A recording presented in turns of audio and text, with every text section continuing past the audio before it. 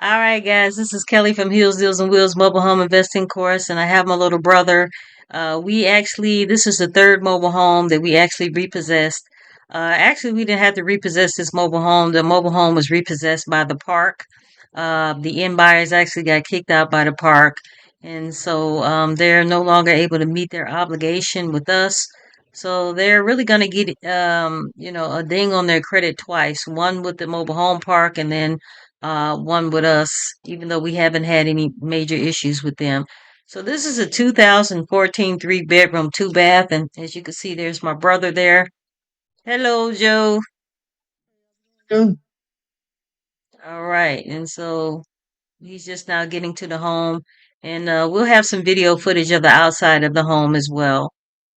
Hi, this is Kelly from Hills, Deals, and Wheels Mobile Home Investing Course, and today we're going to be looking at one of our properties that we actually repossessed. This would have been our third home that we repossessed. Our first home that we repossessed actually was voluntarily repossessed.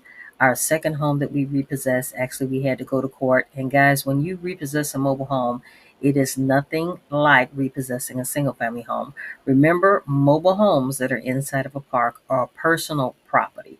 They are not real estate, so it's very easy to repossess a mobile home when it's not on private land and it's not fixated to the land and it has not been detitled. Okay, it is like repossessing a car. And this is another reason why we like to be in the mobile home business.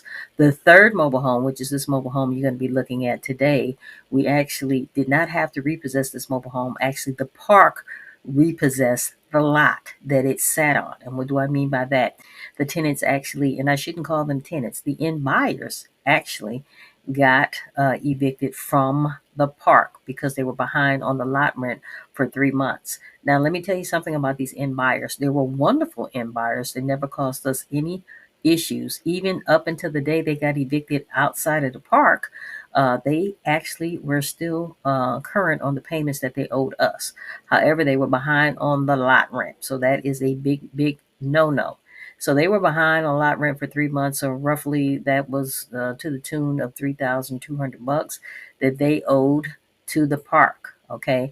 And also they were behind on their taxes to the tune of $1,100. Okay. So what we had devised is that we were going to go ahead and allow them to borrow some more money from us, roughly about $3,200 on the back end of the note. So they had a 7-year note with us.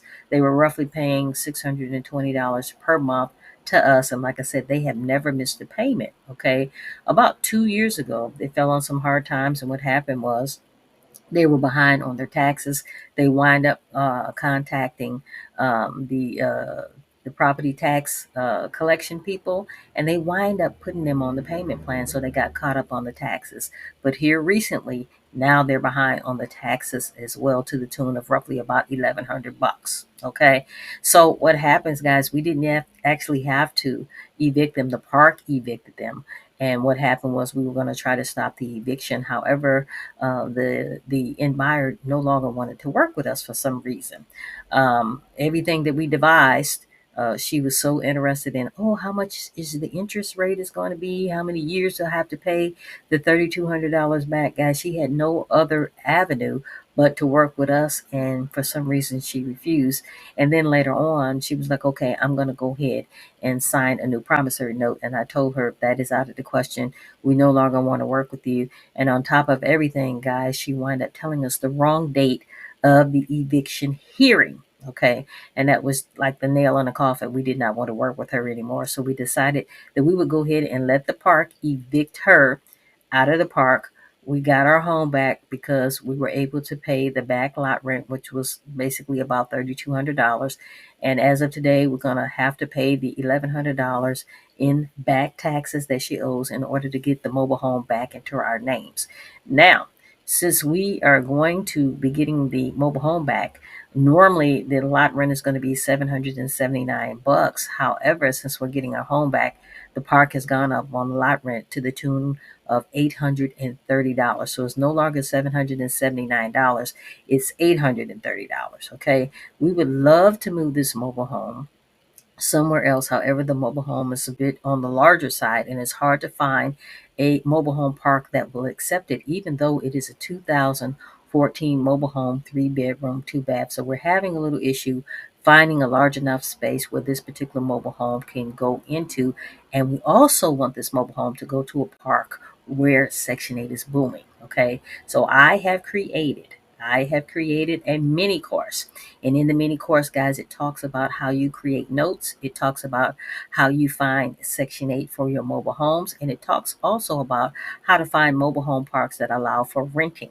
So if you're interested in that, go ahead and click the link in the description. But as of right now, we're going to do a walkthrough with my brother, Joel Harden, who's my business partner, along with my mother, Albertine Thompson. My mother is not going to be present in this video. And we're going to look at this particular mobile home.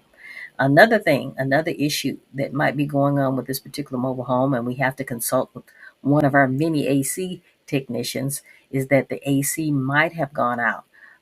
The family was using window units, but we believe that the only reason why they were using window units is because they could not afford to figure out what the problem was with the AC.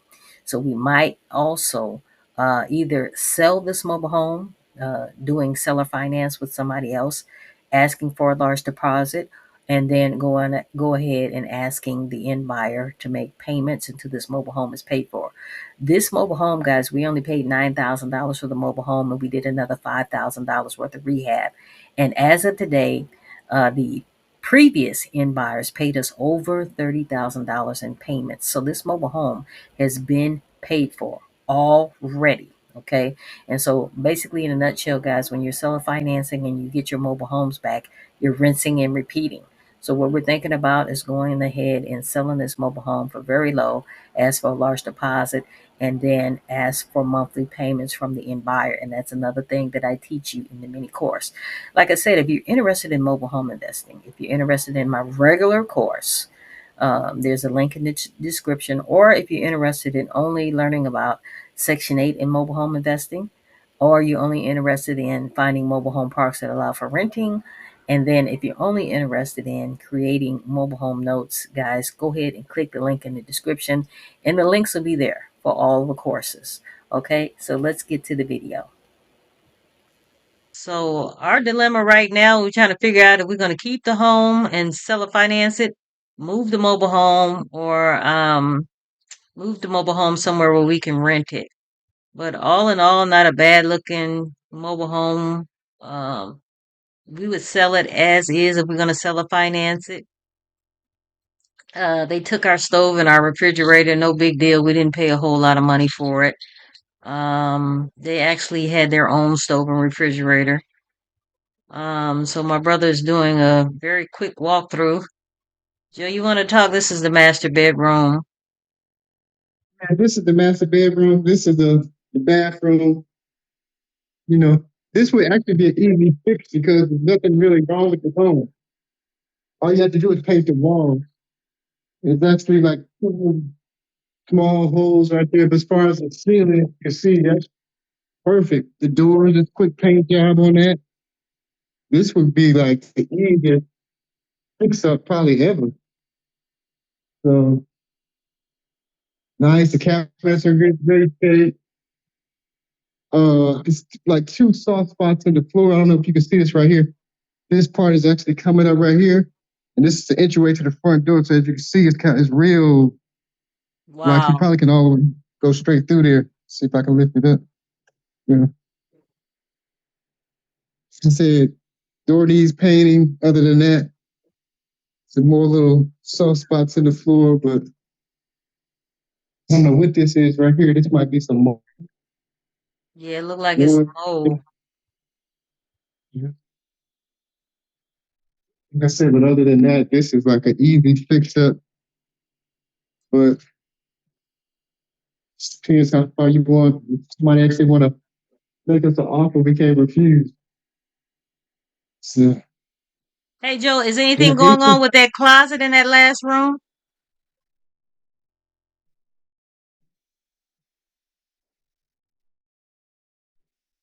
Nope, all classes are good. Okay.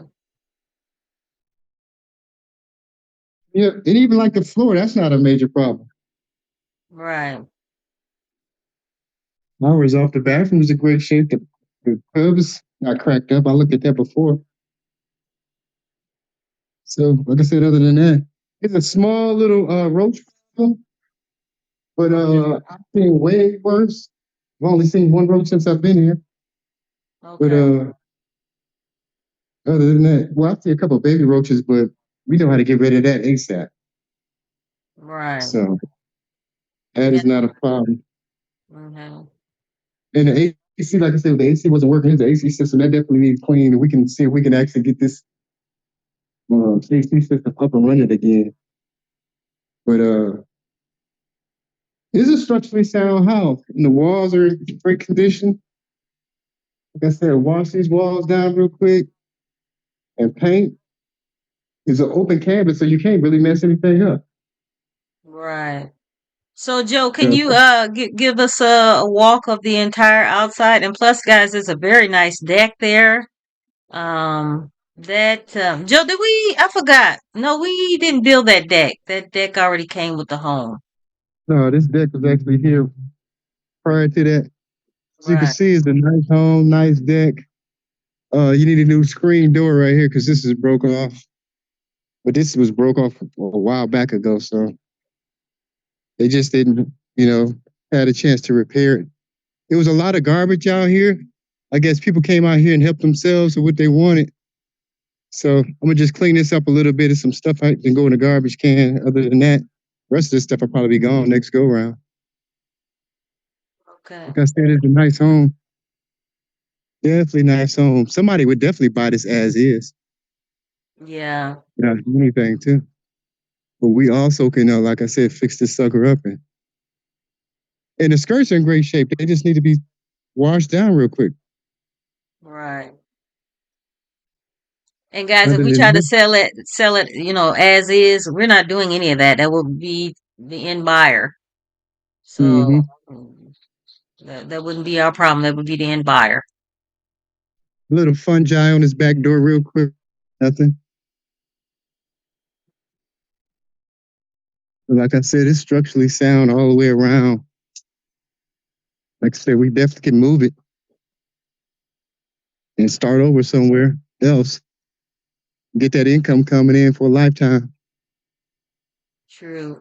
And True.